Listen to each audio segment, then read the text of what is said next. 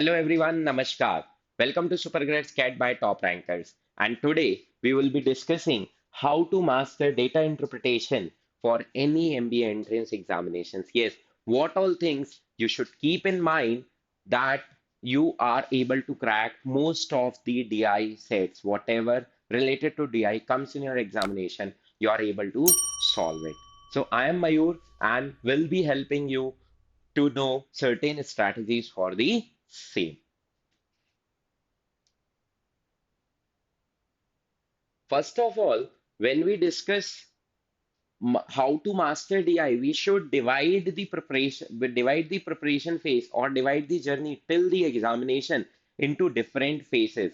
I have divided this in four different phases, which comes while preparing for any examination. The first phase is while we are building the concepts. Second is while we are practicing. Third, after practice while we are giving mocks or solving previous year questions. And third one is during the examination. These all four parameters should be taken care of. अगर कहीं पे भी कुछ भी जरा सी चूक होती है, थोड़ी सी गलती होती है, उसकी वजह से गड़बड़ हो सकती है. So we will discuss broadly these four things or these four parameters which should be kept in mind while you are solving DI or while you are building the concepts.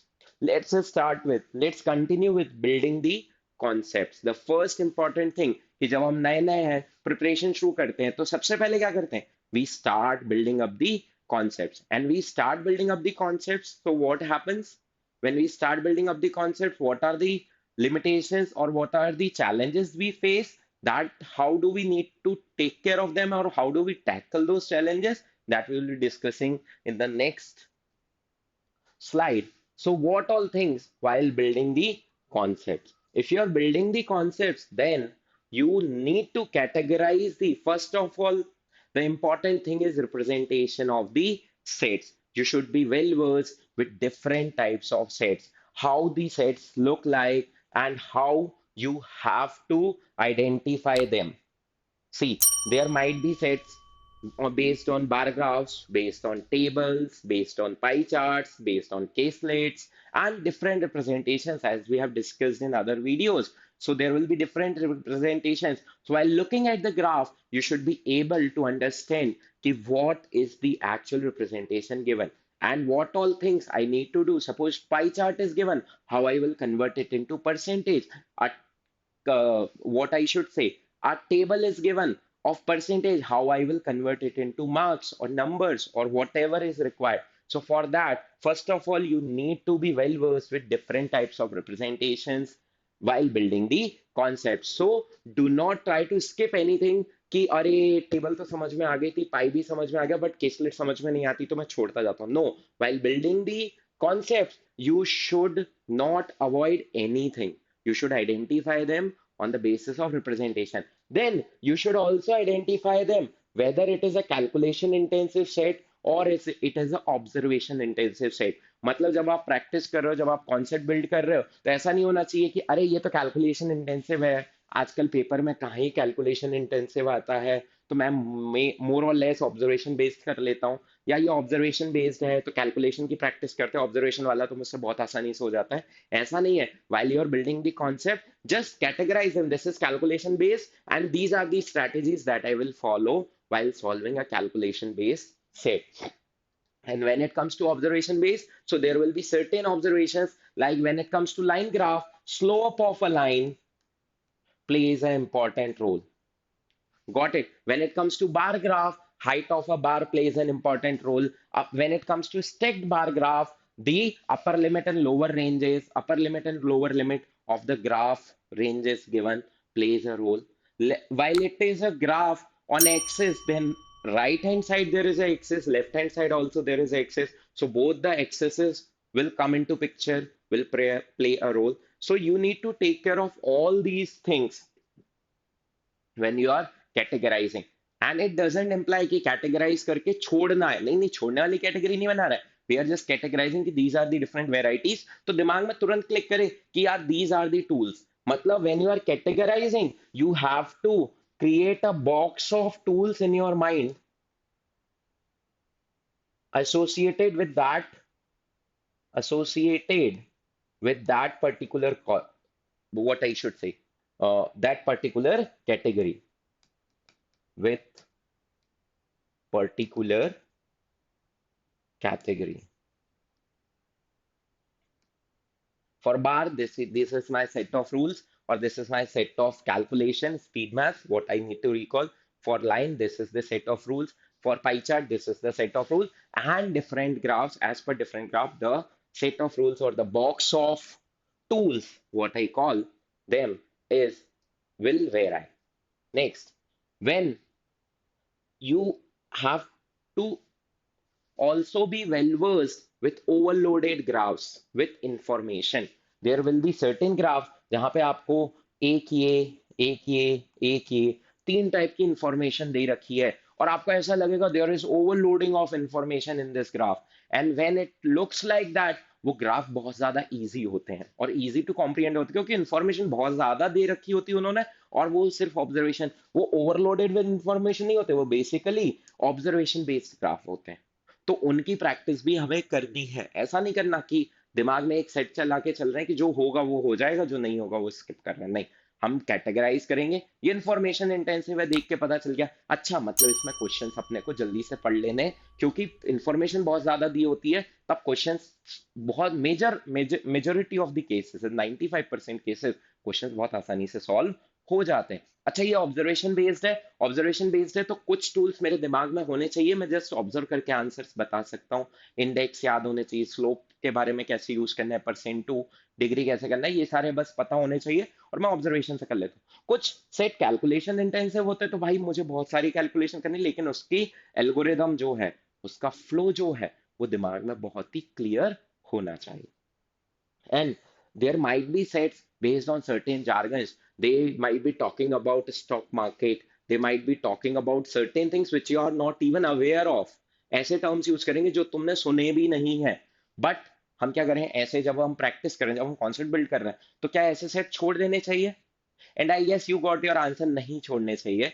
You should be well aware of certain jargons which they are using and they will use it commonly तो ये वो set of jargons create हो जाएगा कि भाई इस तरीके से ही ये रिलेट करते हैं और वो jargon से रिलेटेड जो भी वो होता है उसका explanation is there in the graph, explanation is there in the either header notes or in the footer notes.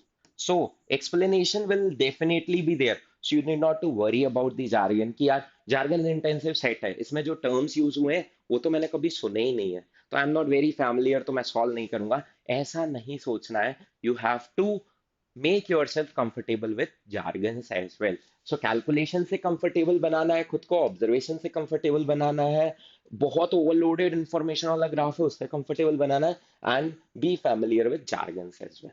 इन सब की हमें while building the concept we need to take care of all these parameters. Let's move to the next part which talks about while practicing what we should do, what all things we need to master while we are practicing DI. So the first thing is try not to leave sets of similar concept. What happens? मैंने दो set किए, एक set किया वही same concept दूसरे set में भी लग रहा है सो व्हाट वी थिंक अरे ये परसेंटेज कैलकुलेशन का सेट है ये तो मैं बहुत आसानी से कर लेता हूँ एंड व्हाट हैपेंस हम उसको छोड़ देते हैं और फिर तीसरी बार आएगा तो फिर छोड़ देते हैं। पर ऐसा नहीं करना है, जब तक कि वो बिल्कुल as it is set repeat ना हो रहा हो तब तक आपको सेट सॉल्व करने हैं। मान लो आपने दो सेट सेम कॉन्सेप्ट पे सॉल्व कर लिए तो आपका कोई नुकसान नहीं होने वाला है इसमें। थिंक अबाउट इट, क्योंकि एक में अगर आप 37 into 3 इज इक्वल टू 111 याद रख पाओगे तो हो सकता है दूसरे वाले में 29 into 3 87 याद रख पाओ। तो इस तरीके से कुछ तो हेल्प मिलेगी या कुछ तो इंप्रूवमेंट होगा ही। अगर अलग नंबर्स हैं तो कुछ इंप्रूवमेंट होगा, जैसे 5/13 नहीं है याद पर उस सेट में यूज हुआ तो मैंने बहुत अच्छे से 3/8 पिछले वाले में यूज हो गया था तो वो याद कर लिया था। तो ऐसे सोच के नहीं छोड़ना कि अरे सिमिलर कॉन्सेप्ट ही है बस नाम और नंबर चेंज कर दिए तो मैं सॉल्व नहीं करता हूँ, नहीं। Once you go through it जो भी सेट सामने आ रहा है हमें सॉल्व करना है चाहे वो सिमिलर सेट ही क्यों ना हो, until and unless even the numbers and everything is same, बिल्कुल एज इट इज रेप्लिका नहीं मिलता तब तक नहीं छोड़ना है। गॉट इट और नॉट, क्योंकि जितनी प्रैक्टिस करोगे उतना सेट ऑफ स्पीड मैथ्स जो है उसका बॉक्स बढ़ता जाएगा, उसका साइज बढ़ता जाएगा। Next, Try not to leave any calculation midway thinking that I am a pro. What happens कि अरे परसेंटेज चेंज पूछा है, a/b × 100 से मेरा आंसर आ जाता है, या फाइनल माइनस इनिशियल, अच्छा इसके बाद तो बस इतना ही करना है, चलो ये तो आ जाएगा, आगे बढ़ते हैं, सेट क्रैक हो गया, अगला सेट देखते हैं.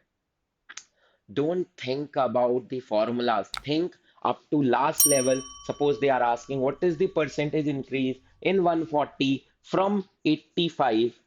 The final minus initial upon initial into 100. ये पूरा करना है सॉल्व.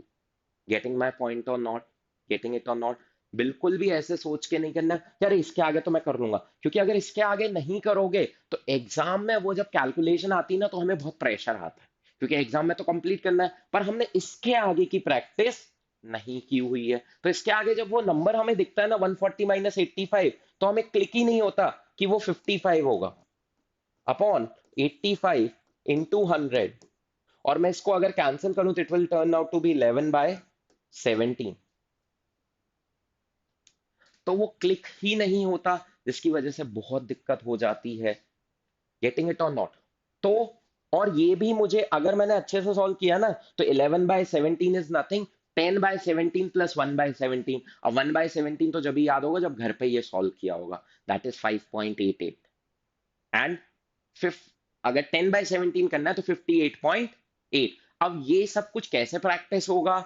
एग्जाम में हमें बहुत टिपिकल लगती हैं ये चीजें, क्योंकि हमने घर पे ये वाले स्टेप्स नहीं किए होते, हम इनको छोड़ देते हैं थिंकिंग की कैलकुलेशन तो मेरी अच्छी है, मुझे सिर्फ कॉन्सेप्ट समझना था, समझ में आ गया, तो हम कोई भी कैलकुलेशन मिडवे नहीं छोड़ेंगे. Next, try not to use calculators until it is very critical or crucial. इसके बाद वाला सर कैलकुलेटर से सॉल्व कर लेते हैं, अभी मत करो. when you are practicing, avoid it until it is very crucial, very critical numbers comes into picture. तब तक कैलकुलेटर यूज मत करो. थिंकिंग की कैट में हम कैलकुलेटर यूज कर लेंगे, या किसी भी एंट्रेंस एग्जाम में ई कैलकुलेटर होगा वो हम यूज कर लेंगे, नहीं. What you have to keep in mind कि हमें बहुत सारी चीजें ओरली याद होनी चाहिए, हमें हर चीज पेन और पेपर पे करनी आनी चाहिए. Getting it or not? तो हमें कैलकुलेटर अवॉइड करना है इनिशियली, जिससे आपका जो आईक्यू है वो बढ़ेगा, इससे प्रैक्टिस बढ़ेगी, इससे नंबर के बारे में जो नॉलेज है वो बढ़ेगी, नंबर के product, multiples, square, cube root सब याद हो जाएंगे धीरे धीरे, अगर आप पेन और पेपर पे हर एक कैलकुलेशन करते हैं. तो इतने सारे फायदे, और यही सारे फायदे इंटर्न डीआई को आसान बना देते हैं. किसी को डीआई आसान लगने लगती है थोड़े समय के बाद. Now next, try not to be time bound, rather prefer accuracy and the concept building. What happens while practicing? We are time bound कि यार आज ना 4 सेट सॉल्व करने, 2 घंटे में 4 सेट होने चाहिए, या 2 घंटे में 5 सेट होने चाहिए, ऐसे टारगेट लेके बैठते हैं. तो हम क्या करते हैं, 2 घंटे खत्म हुए और उठ गए, 5 सेट नहीं करेंगे, हम 3 सेट सॉल्व करके उठ गए, क्योंकि प्रैक्टिस ही तो थी, 3 कर लिया और 2 घंटे में अब 3 ही हुए. कोई टिपिकल से सेट फंस गया, कैलकुलेशन इंटेंसिव सेट फंस गया, और हम वो टाइम बाउंडेशन लगा के उसको इग्नोर कर दे, या फिर ऐसे कि अरे आधे घंटे में एक सेट होना चाहिए, आधे घंटे में नहीं हो रहा, चलो इसको छोड़ते और अगले वाले पे जाते. नहीं, when you are practicing do not be time bound. मतलब कोशिश करो कि लिमिटेड टाइम में हो जाए, बट अगर नहीं हो रहा है तो कोशिश करो कि एंड तक मैं उसे सॉल्व करूं, जिससे क्या हो, जब अगली बार आएगा तो वो, अगर आज मुझे 40 मिनट लगे सॉल्व करने में, तो अगली बार सिर्फ 20 मिनट लगेंगे, क्योंकि कॉन्सेप्ट तो दिमाग में है. यहाँ पे तो मुझे फॉर्मूले बनाने पड़ रहे हैं, या कैलकुलेशन बनानी पड़ रही है, एक फ्लो डिसाइड करना पड़ रहा है, वो सारी चीजें दिमाग में रहेंगी जब अगली बार वो सेट आएगा आपके सामने. तो टाइम बाउंड की जगह हमें कोशिश क्या करनी है कि एक्यूरेसी मेंटेन हो और कॉन्सेप्ट बिल्डिंग पे वर्क हो सके, हमारे कॉन्सेप्ट अच्छे हों इसके साथ और एक्यूरेसी अच्छी हो. Got it? Now let's move to the next part. while solving mocks or PYQs, certain things you have to keep in mind while you are solving mocks. Try not to leave the sets on similar concepts. Same things come into picture. Try not to be time bound. Same things. This is part of practice only while we are solving mocks or PYQs. So, sir हम time bound, हमारे exam में तो time होता है, तो while we are writing mocks और PYQ हम तो टाइम में ही रहेंगे, क्योंकि आप तो कह रहे हो कि टाइम बाउंड नहीं होना है, तो कैसे? अरे तब तो आप अटेम्प्ट कर रहे हो, उसके बाद तो सॉल्व कर सकते हो. और उसके बाद ऐसे नहीं कि पेपर में तो 2 ही करने हैं, ये 2 तो आने नहीं है, सर ने ही बोला था कि सिलेक्शन रिजेक्शन बहुत अच्छा होना चाहिए, या इतने पर्टिकुलर क्वेश्चन ही करने हैं, इतने पूरे तो करने नहीं है, डिफिकल्ट क्वेश्चन पेपर पेपर में नहीं करने होते, बट मॉक का तो डिफिकल्ट पेपर क्वेश्चन आपको सॉल्व करना है कॉपी में, क्योंकि अगली बार वो पेपर में अगर आया तो वो इजी कहलाएगा। क्यों? क्योंकि आप उसे एक बार देख चुके, उस कॉन्सेप्ट को देख चुके हो, उस सेट को देख चुके हो, तो अगली बार ये कह के इग्नोर नहीं कर सकते कि दैट वाज डिफिकल्ट। नहीं, वो पीवाई क्यूज में था, आपने सॉल्व क्यों नहीं किया? तो यहाँ पे भी हमें सिमिलर लाइंस पे फॉलो करना है कि मॉक आप जब सॉल्व कर रहे हो तो कोई सिमिलर सेट मिले तो छोड़ दिया, अरे ये तो मेरे से इजी हो जाते हैं, मैं सॉल्व नहीं कर रहा हूँ। So this these things come into picture while you are analyzing the mock. So the important part is analysis. And while you are analyzing, you need to keep the track of same things while you are solving the mocks and PYQs, that similar concept वाले नहीं छोड़ने हैं, कोई भी calculation midway नहीं छोड़नी है, calculator mock में यूज करने की आदत तो डालनी है, पर इनिशियल जब मॉक दे रहे हो, इनिशियल लेवल पे, जब एग्जाम पास में आने लगेगा तब थोड़ा फ्रिक्वेंट कर देंगे इसको, पर इनिशियल लेवल पे हमें कोशिश करनी कि हम कैलकुलेटर अवॉइड करके जितना दिमाग से पेन पेपर से कर सके। अगर नहीं हो रहा तो फिर तो कैलकुलेटर यूज करना मॉक में, लेकिन बाद में सॉल्व करो तब कैलकुलेटर यूज मत करो, तब आप उसको पेन पेपर पे ही सॉल्व करने की कोशिश करो। Got it? Be patient through out the examination और थ्रू आउट योर प्रैक्टिस, कि अरे 10 मिनट में नहीं हुआ, 20 मिनट में नहीं हुआ, 30 मिनट में नहीं हुआ, ऐसे नहीं करना है। पेशेंस रखो कि अरे चलो 40 मिनट में हो जाएगा, चलो 5 मिनट और, 5 मिनट और, 50 मिनट में हुआ और फिर क्विकली उसको दोबारा सॉल्व कर लो, क्योंकि 50 मिनट में हुआ है, जब दोबारा सॉल्व करोगे 25 मिनट में हो जाएगा और वो याद रह जाएगा जब अगली बार आएगा। तो बाकी लोगों को एग्जाम में एक्चुअली वो 50 मिनट या 30 मिनट का सोच के लेंदी सेट सोच के करेंगे नहीं, पर तुमने क्योंकि उसको 2-3 बार प्रैक्टिस कर लिया तो तुम उसे 15 मिनट में या 20 मिनट में करके आ जाओगे। Getting it or not? When it comes to difficult और lengthier sets, when we talk about CAT, CAT के बारे में बात करो, बाकी एग्जाम्स में तो पेशेंस रखना ही है, क्योंकि हमें क्वेश्चंस का नंबर ऑफ अटेम्प्ट जो होते हैं वो बढ़ाने होते हैं। तो पेशेंस रख के अगर हमने किसी चीज में 1 या 2 मिनट दिए तो 2-3 मिनट का पेशेंस और रख लो, जिससे कि भाई वो 5 मिनट में आंसर आ जाए, क्योंकि स्पीड बेस्ड टेस्ट जो होते हैं वहां पे हमारा पेशेंस लूज होने लगता है कि यार स्पीड हमारी कम हो गई। नहीं, when it comes to DI, थोड़ा पेशेंस तो हर एग्जाम में आपको रखना ही पड़ेगा। And the last part and the important part is, ये सब कुछ हमने बहुत अच्छे से कर लिया, but when it comes to examination, हम गलतियां कर देते हैं कुछ, जिसकी वजह से हमारे सारे एफर्ट्स पानी में चले जाते हैं। तो वो एफर्ट्स हमारे पानी में ना जाए, उसके लिए क्या करना है? When it comes to lengthy sets, what happens, हम leaving the partially solve sets. हमने कोई सेट सॉल्व करना शुरू किया, लेटेस्ट से कैट का एग्जाम है, कोई सेट सॉल्व करना शुरू किया और 5 मिनट 6 मिनट लगाए, पार्शियली सॉल्व हो गया, बट हमें आगे कुछ क्लू नहीं समझ में आ रहा, या हमें लग रहा है हम इसके आगे प्रोसीड नहीं कर पाएंगे, तो हम क्या करते हैं? उस 6 मिनट के एफर्ट को पानी में डाल के अगले सेट पे मूव कर जाते हैं, जो कि हमें नहीं करना है। आपको क्विकली क्या करना है? यार इतना सॉल्व किया है, क्या इससे कोई एक आध क्वेश्चन में सॉल्व कर सकता हूँ? तो what you have to do, हम क्वेश्चंस पढ़ेंगे। मतलब गलती क्या करते हैं? नॉट रीडिंग द क्वेश्चन, बिना पढ़े ही आगे मूव कर जाते हैं कि यार सेट तो सॉल्व हुआ नहीं तो क्वेश्चन शायद आंसर हो ही ना। पर हो सकता है वो क्वेश्चन कंडीशन पर बेस्ड हो सकता है उन क्वेश्चन में इफ लिखा हो, if this is true then what will happen, और उसकी वजह से एक आध क्वेश्चन का आंसर आ रहा हो, तो कम से कम वो 6 मिनट से एक क्वेश्चन का आंसर तो दे पाओगे। जब हम छोटे एग्जाम्स की बात करें जिनमें टाइम, मतलब छोटे इन टर्म्स ऑफ टाइम की बात करें, कम टाइम लगता है, तो उनमें भी क्या होता है, 1-1.5 मिनट सॉल्व किया, नहीं क्लिक हो रहा, मूव करके 3 क्वेश्चन छोड़ गए। वहां पे भी सेम अप्लाई होता है ट्रिक, कि भाई आप क्वेश्चन तो पढ़ लो, हो सकता है क्वेश्चन से आपका एक क्वेश्चन तो सॉल्व हो रहा हो अगर 3 उस पर बेस्ड है। Next, not glancing at the options, and when it comes to speed based test where the time limit is very less, वहां पे ग्लैंसिंग एट ऑप्शन बहुत ज्यादा कारगर होता है, कि सेट तो नहीं समझ में आ रहा उतने अच्छे से, बट 2 क्वेश्चन के ऑप्शन ऐसे थे कि जिनमें से ए और डी में डायरेक्टली एलिमिनेट कर सकता था, और बी और सी में से कोई एक रखने से आंसर आ रहा है, तो 2 बार आंसर मतलब सेट में रख के वैल्यूज और मेरे आंसर्स आ गए थे। तो आपको ये कोशिश क्रिएट, मतलब एग्जाम के दौरान आपको ये कोशिश करनी है कि you have to skim through the options, you have to skim through all the questions associated with particular set, and specifically in CAT, when you have wasted 6 to 7 minutes on a set and you are feeling ki now it is not solvable, just quickly browse the questions and quickly browse the options and check कि आप उनमें से कुछ भी fit करके answers ला पा रहे हैं। और कभी कभी ऐसा होता है कि एक ऑप्शन ऐसा फिट हो गया और आपको समझ में आ जाता उस पॉइंट पे कि कोई और फिट नहीं होगा, और उस ऑप्शन को फिट करके सेट उल्टा रिवर्स इंजीनियरिंग करके उल्टा सेट सॉल्व हो गया, और सेट सॉल्व हो गया, आपको वैल्यूज सेटिस्फाई हो गई, और फिर बचे चार क्वेश्चन भी सॉल्व हो जाते हैं। तो कभी भी किसी सेट पे अगर हमने टाइम इन्वेस्ट कर दिया, स्पीड बेस्ड टेस्ट में 1 या 1.5 मिनट या 2 मिनट इन्वेस्ट कर दिए, और कैट जैसे एग्जामिनेशन में 5-6 मिनट वेस्ट कर दिए, तो वेस्ट नहीं होने चाहिए। एटलीस्ट एक क्वेश्चन का आंसर तो अब मैं दूंगा ही। Go through the questions quickly and skim through the options, and you will find certain things which will be answerable. Next, applying certain trial and errors. What we do, we never go through trial and errors and we think कि अरे नहीं हो रहा तो चलो छोड़ देते हैं, और हो सकता है कि अगर आप एक और बार ट्राई करते तो शायद सॉल्व हो जाता। सपोज 1 और 2 ऑप्शंस में, पर हम आलस की वजह से 1/2 लिख के बैठे हुए हैं, और बाकी का सेट हम सॉल्व कर रहे हैं और आंसर्स नहीं आ रहे।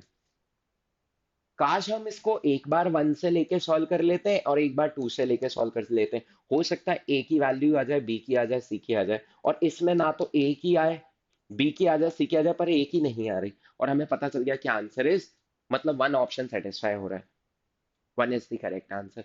तो ये सब कुछ कब पता चलेगा? जब हम ट्रायल एंड एरर अप्लाई करेंगे। तो दिस इज ड्यूरिंग एग्जामिनेशन, की एग्जाम में भी वो पेशेंस वाला क्वेश्चन आपको मेंटेन करना है। और आपने अगर ऑप्शन देख लिए, going through the options and applying trial and error, कि आप अगर दो ऑप्शन एलिमिनेट कर पा रहे हो, ए और सी, और बचे बी और डी, तो बी और डी को ट्रायल एंड एरर से चेक कर लो कि put the first value, check for the set, put the second value, check for the set, and then you will be there what you are aspiring for. Got it or not? So this is all about DI, how you will master DI. The first thing we will take care is, while building concepts, we will never avoid practicing any set until and unless it is replica of any earlier set. कभी कभी revision के लिए भी कर लेना चाहिए, ठीक है?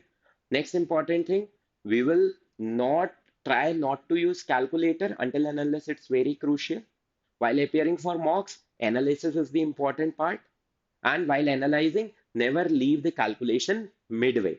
Never leave the calculation midway. Got it or not? And during the examination, never leave any set partially attempted. If you have given effort, just give 1 or 2 minutes extra. Skim through the options, glance at the questions, and you will get what you are thinking of, and you will be able to answer at least half of the questions associated with the set, or at least one question. कम से कम एक का तो answer है, तो satisfaction हो कि हाँ चलो सही मैंने टाइम स्पेंड किया इस पे। Got it? So this is all about your mastering DI. All the very best, and please let us know in the comment box what all type of information you need related to LR, DI, quants, or whatever subjects associated with management entrances, so that we can come up with more such videos which will help you in your preparation.